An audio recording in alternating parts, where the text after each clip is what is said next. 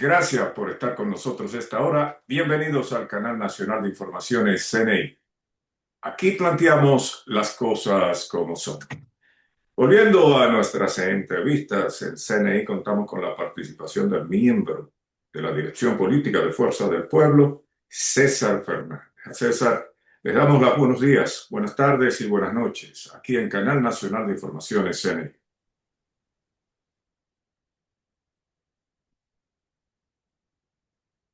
Una semana desafiante, no solamente para la República Dominicana, sino para el mundo.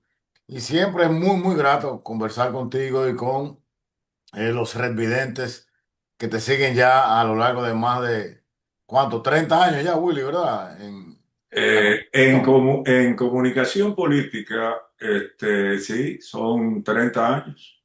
El Sí, yo tiempo vuela recuerdo. y tú no te das cuenta.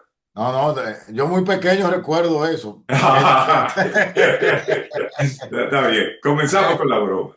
Eh, César, está lloviendo en República Dominicana, según veo en los medios de comunicación, y veo también al presidente de la República con su protagonismo habitual ante ese tipo de eventos.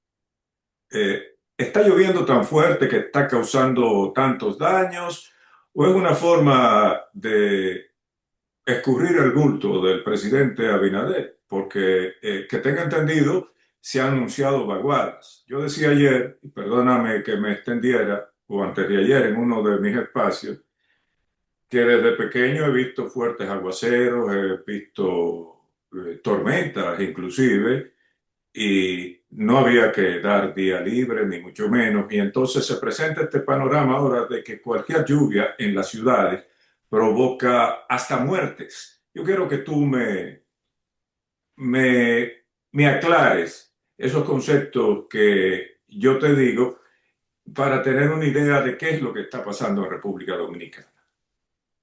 Bien, Willy, mira, lo primero que vamos a empezar con lo que es el denominador común de lo que ha sido y es el gobierno del PRM y de Luis Abinader. ¿Cuál es el denominador común? Bueno, improvisación y falta de planificación. Eso lo vas a encontrar en todas las instituciones del Estado y en todas las aplicaciones de políticas públicas desde el primer día hasta el día de hoy. Vamos a tener eso claro para que entendamos. ¿Qué quiere decir eso? Que ninguna acción que el gobierno toma es producto de que anticipó algo que iba a ocurrir, es producto de que tenía un plan para algo, o es producto mucho menos de lo que sabía que iba a hacer en esa área.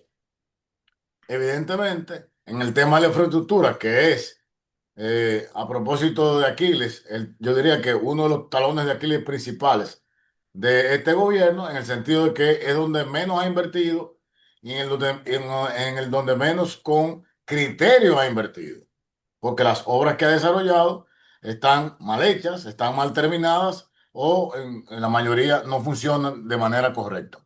Entonces, ¿qué ocurre con el tema del clima que te refieres? Es cierto que vivimos un cambio climático, es cierto que ya ahora fíjate cómo teníamos un fenómeno que se venía produciendo en noviembre de cada año, tuvimos 3 noviembres funestos desde el 2022 al día de hoy, ya ahora en abril de repente ocurre. Y tú ves que el gobierno se destapa con una estrategia de comunicación pobre, una estrategia de comunicación infantil, y te señala, ¿no? Que en Dubái hubo aguaceros, que hubo inundación en Nueva York, que hubo inundación en tal sitio, que en Estados Unidos en tal parte, diciendo como que no solamente aquí, que se inundó. Pero aquí tenemos un problema doble. El primero es de origen. En el año 2012, cuando el presidente Fernández abandona el poder, deja sobre la mesa, entre tantos planes y proyectos, como por ejemplo el plan completo de la línea del metro de Santo Domingo. Lo dejó el presidente realizando la uno y 2, dejó pendiente la 3, la 4, la 5, la 6, la 7. ¿Qué hicieron los gobiernos posteriores? Nada, inventos, hacer telecolumpios, como son Los teleféricos, sí, los muy bien definido. teleféricos, hacer disparate, eso fue lo que hicieron. Pero en materia de canalización de aguas, el presidente dejó un plan no solamente local para Santo Domingo y Santiago, sino nacional a través de su proyecto RD 2044. Pero junto con el BID dejamos el plan de alcantarillado sanitario y salvo pluvial del Gran Santo Domingo completo. Ahí está el estudio. lo hizo el buen amigo nuestro, el ingeniero Freddy Pérez, a través de la CAS con el BID. Se dejó ahí. ¿Qué han hecho en estos, los ocho de Danilo y terminarán los ocho del PRM? Igual, nada, absolutamente. Entonces tú tienes primero ese mal de origen, es decir, lo que debiste hacer hace casi 2 décadas, no lo has hecho, que era lo básico y orgánico. Y ahora se le suma el cambio climático y la transformación de las ciudades. Muy pronto, en este año, Dios mediante, estaré publicando mi primer libro sobre inteligencia artificial y el desarrollo de infraestructuras. Hay un capítulo en donde hablamos precisamente de la nueva resiliencia que tienen que tener las ciudades. Y es precisamente que ahora debemos diseñar ciudades resistentes a estos cambios.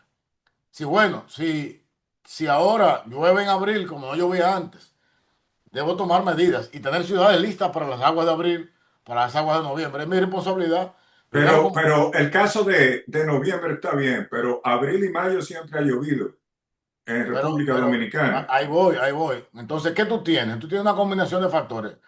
Recuerda, lo primero que he dicho aquí en esta entrevista, denominador común del PRM, no planificación e improvisación. De repente te van a llegar aguas. Bueno, el alcaldía del distrito no hizo ningún tipo de operativo de limpieza de invernales ni de recogida de basura acelerada para evitar esto. No lo hizo. No hizo un llamado a que la gente revisara los patios, los callejones, los techos para evitar que se colapsaran los desagües de las viviendas. No lo hizo. Mucho menos el gobierno nacional y mucho menos las instituciones que tienen que ver con el área de la construcción, porque hay obras que tú puedes tener abiertas. Bueno, va a llover, entonces mire, estos constructores que están en la Isabel Aguiar, en la 27 de febrero, vamos a utilizar los drenajes de ustedes para facilitar el drenaje de la ciudad y evitar el caos. La solución fue tardía, como dijiste, no ir a clases, no ir al trabajo, perder, qué sé yo, 8.000, 9.000 millones de pesos al día que deja de producir esta ciudad o el país afectado por el caos y el desastre del manejo de la ciudad. Lo que yo entiendo como técnico, como profesional, es que primero debemos cerrar la brecha de drenaje que tenemos, que la ciudad de Santo Domingo, que está compuesta por galerías, que esos drenajes que están diseñados se hagan y de manera paralela que las instituciones como el MIBET, que te exigen que la obra sea sismo resistente, que la obra sea a prueba de ciclones, ahora la obra tiene que ser a prueba de inundaciones y exigirle al constructor que diseñe y que construya los drenajes necesarios para los fenómenos de atmosféricos actuales, que son nuevos y te aseguro que la única garantía que tienen es que seguirán aumentando y seguirán cambiando en el transcurso del tiempo. Bien, bien, pero quiero que me extiendas un poquito más, pero en dirección. Tú tocas el tema de que no continuaron los planes luego de Leonel Fernández salir del poder. Y por el otro lado, el cambio, los cambios atmosféricos de estos tiempos. Ahora bien, los ayuntamientos y el gobierno inclusive, los ayuntamientos tienen un presupuesto y el gobierno inclusive tiene presupuesto, ha tomado préstamos para ese tipo de problemas atmosféricos, cambios por el cambio climático. ¿Qué hacen los ayuntamientos con el presupuesto en sí que tienen, con los impuestos, los arbitrios que cobran? ¿Y qué hace el gobierno con esos préstamos internacionales que toma supuestamente para paliar el cambio climático? Mira, casualmente te envío una imagen ahí en la postproducción del programa La Coloque, que es una noticia donde el presidente Fernández en sus últimos gobiernos inaugura precisamente el sistema de drenaje, agua potable en San Pedro de Macorís. Casualmente ahí está un servidor que colaboramos con ese proyecto ahí en ese momento. Eso era Pero lo que cuando tú eras joven. no, profesor, es un tiempo atrás, un tiempo atrás. Está bien. Este, Mira, César. lo primero, los ayuntamientos. Los ayuntamientos no tienen recursos absolutos para ejecutar ningún tipo de obra más que hacer algunas hacer y contener. En el sentido de que el presupuesto que deberían tener los ayuntamientos no lo tienen.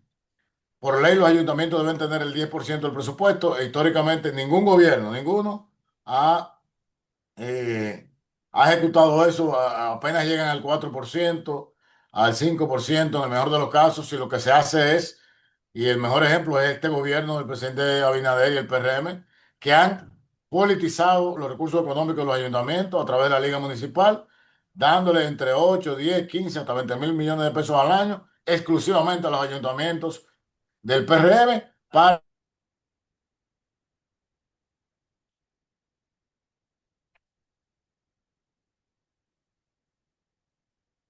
gobierno a través de la INAPA, que debe hacerlo, el tema de los drenajes pluviales y acueductos rurales y provinciales. Entonces no hay forma que se haga. Con respecto al gobierno, por ejemplo, el presidente Abinader, en una puesta en escena más de su, eh, vamos a decir, ¿cómo le decimos para no decirle mentiroso al presidente? De su, de los mitos que crea, dijo que ellos han hecho, que en los gobiernos anteriores, incluyendo, o sea, vamos a decir a lo del PLD, nunca se habían hecho más de 8 kilómetros de cañada y que ellos han hecho no sé cuántos, anunció 50, 60 kilómetros. Y algo, esto lo quiero que lo resalte Willy. Solamente la oficina nuestra, de Desarrollo Provincial, la que nosotros dirigíamos, solamente esa oficina hizo más de 20 kilómetros de cañada. Pero no el sistema de cañada que se está haciendo ahora.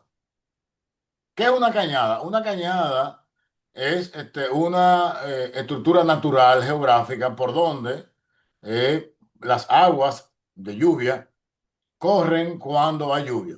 Si no hay lluvia, generalmente la cañada está hasta seca. Si la cañada tiene un drenaje natural cómodo, ella libera el agua, y si no hay lluvia, no hay agua. Ahora, generalmente las cañadas tienen agua. En el caso, te voy a citar puntualmente la cañada de los Cerros de Papatín, Reparto Bellavista en Santiago de los Caballeros.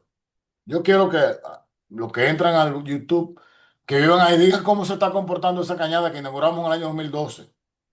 Son en total unos 3 kilómetros de cañada. ¿Y qué hicimos? Lo primero que tienen que hacer es canalizar de manera independiente el agua de lluvia. Es decir, hacer un alcantarillado para que el agua de lluvia tenga su curso. Número uno. Número dos, hacer un drenaje sanitario. Es decir, que el agua servida de las casas vaya a un drenaje, luego vaya a una planta de tratamiento y luego vaya al río. Y tercero es darle la alimentación de agua potable a esas viviendas para que tengan el sistema hídrico completo, que es agua potable, agua servida y manejo de agua de lluvia. Esos son el ABC de un sistema este, urbano de manejo del agua. En el caso del gobierno del PRM, Luis Abinader, lo que están haciendo es canalizando el agua, es decir, poniendo el agua de una cañada que se vaya fácil, y a esa agua de lluvia cuando cae le están metiendo el agua servida. Y todo eso está yendo a los ríos. Lo están haciendo en Santiago, a través del INAPA, lo están haciendo aquí, en Cristo Par, etcétera. La gente de esas comunidades que escriban en este programa, en los comentarios y lo digan. Yo desde que me recupere de este tema del pie, voy a ir y me comprometo contigo, Willy, a darte de manera exclusiva las imágenes donde voy a probar con imágenes lo que estoy diciendo. Bueno, Esta, apunta infor- eso. esta César, información me la dieron los contratistas. sí, ok. Es muy poco tiempo y hay muchas preguntas. Yo creo que me va a alcanzar para darte preguntarte dos veces más.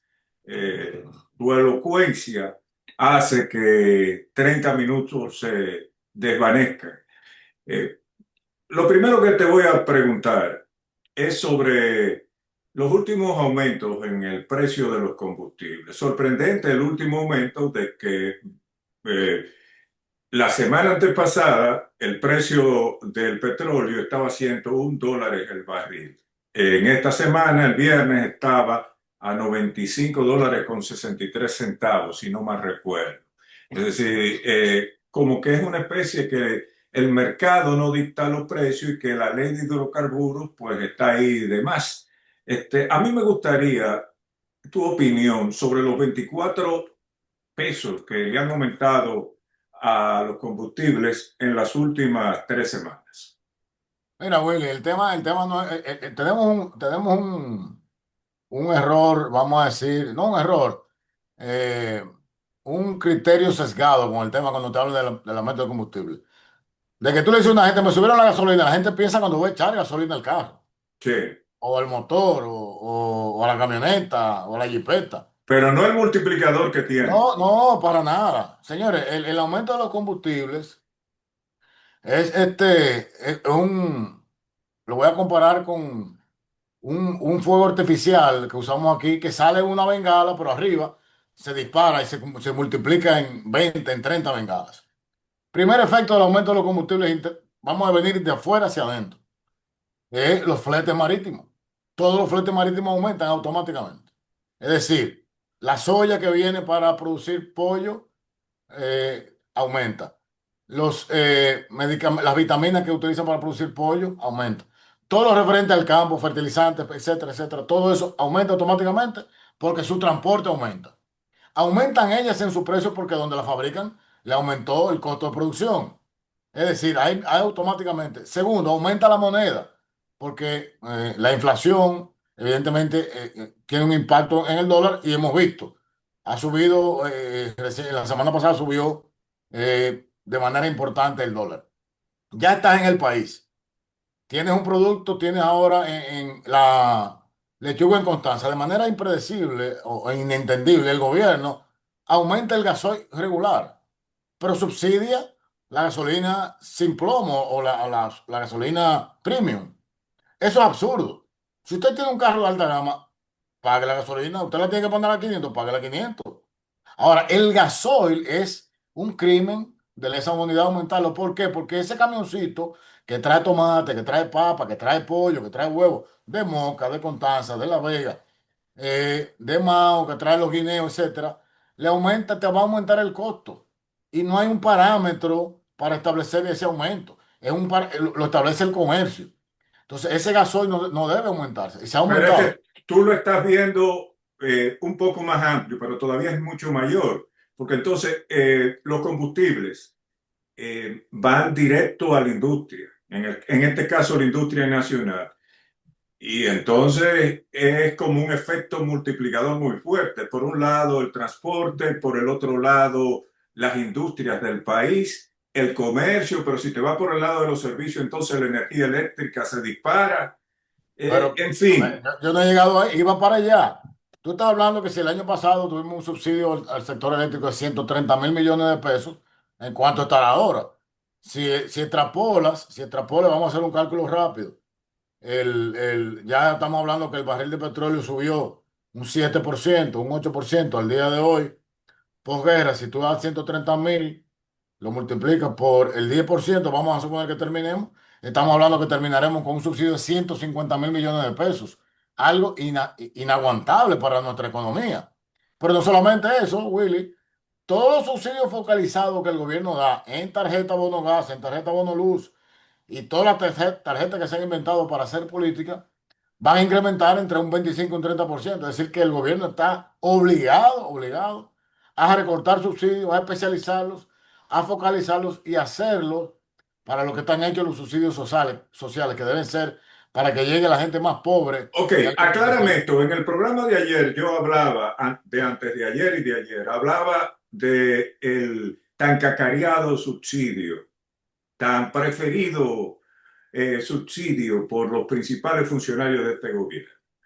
Este, el subsidio supuestamente para esta semana era de 1.700 millones. Paliza decía 1.800 millones. Diario Libre, que muchas veces está jugando el papel de pasquín dentro de los medios de comunicación, pasquín oficial, escribe una nota que dice, rondando los 2.000 millones de pesos semanal. Lo que yo te quiero decir con esto, al gobierno le conviene en su afán, el gobierno primero tiene que buscar para este año 10.970 millones de dólares para el pago de intereses y compromisos que tiene con la deuda externa.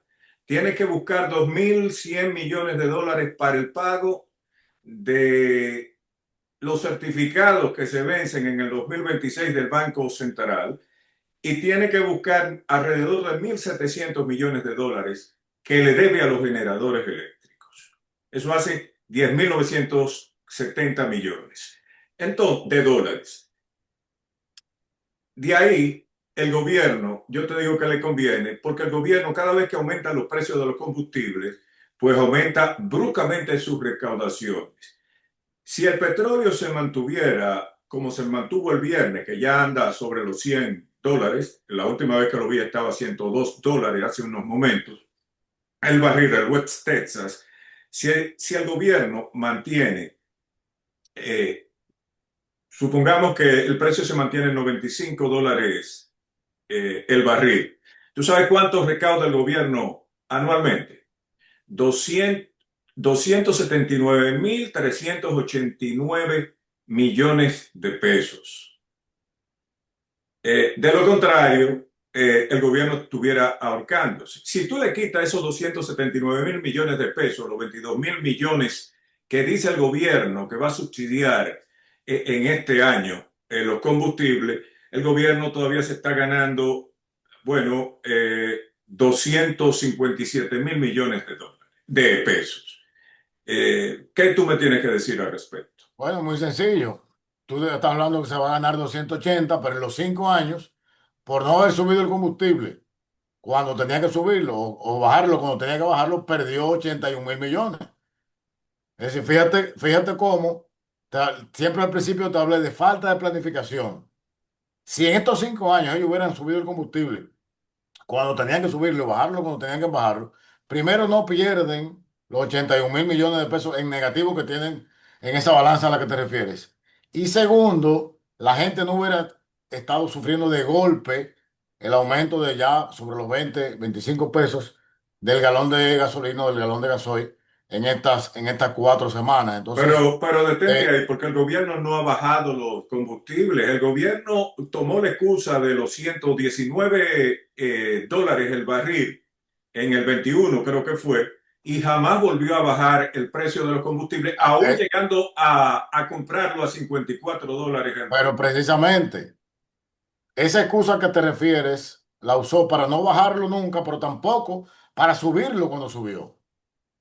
Lo frizó durante 5 años. Ese frizamiento de 5 años le provocó pérdida en esos 5 años al gobierno de 80.000 millones de pesos.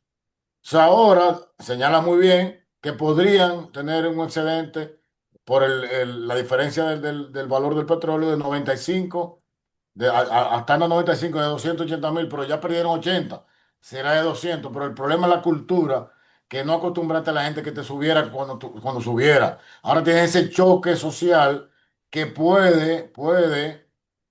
si se le va de las manos, antes de evitar el colapso financiero del Estado, entonces generarte un estallido social que traía problemas que no lo quiero ni pensar.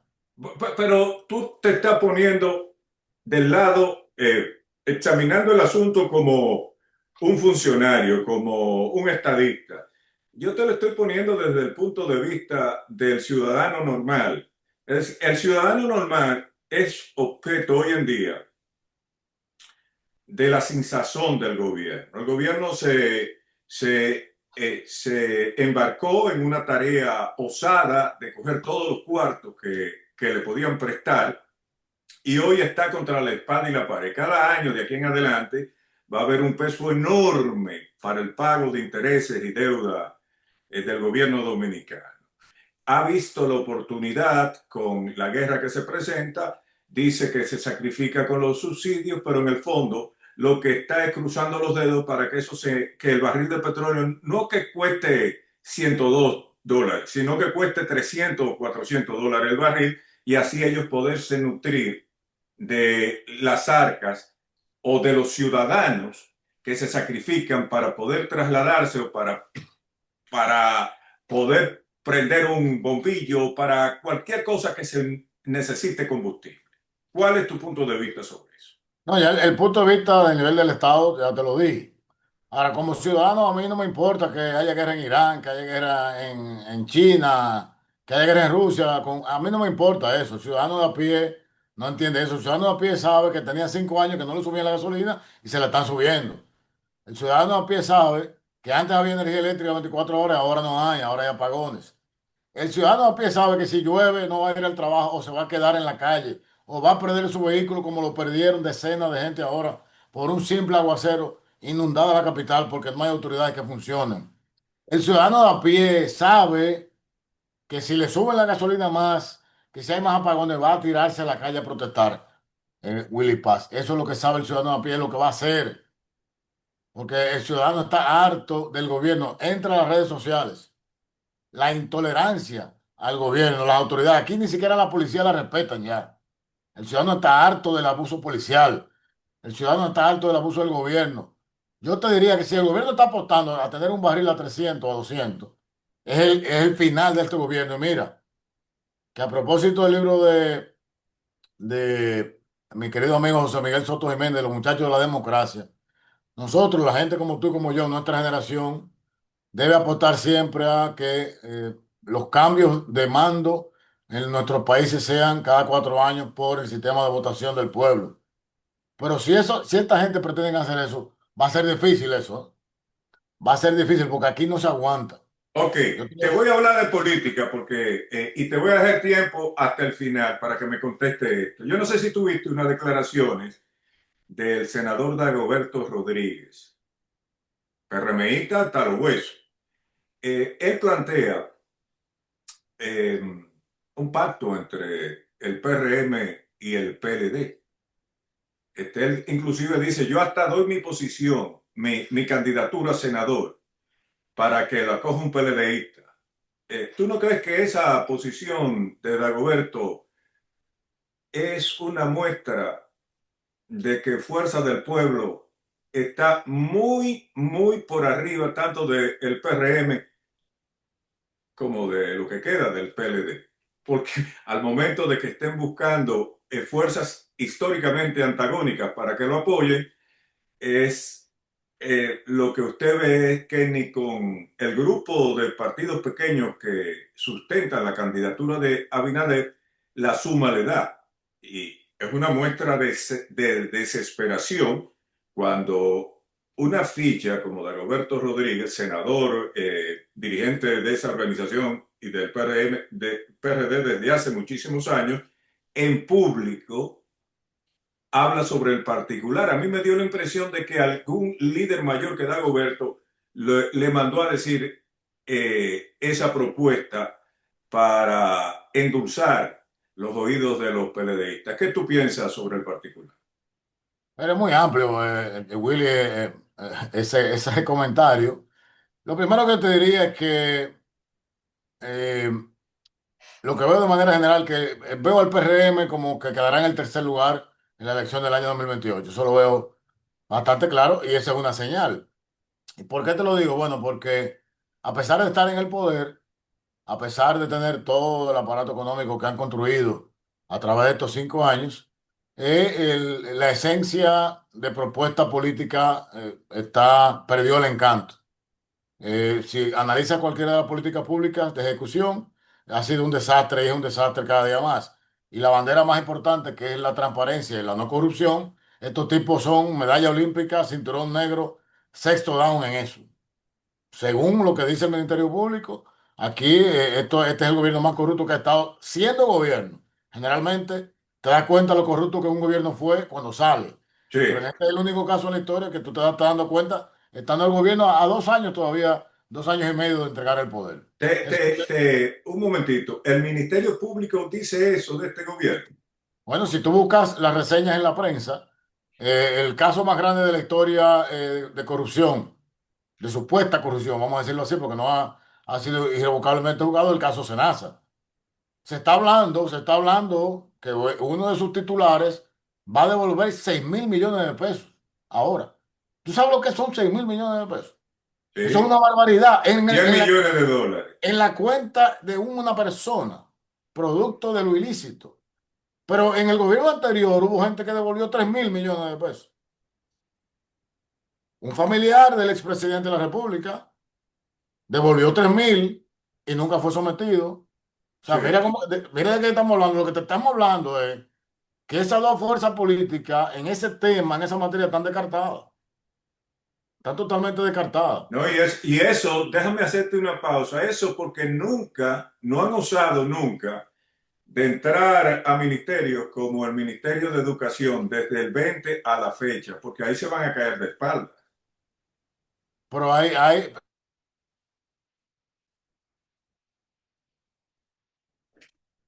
más de 50 60 casos que ella ha denunciado, que ella, como directora nacional de ética, ha llevado al Ministerio Público y no ha pasado nada.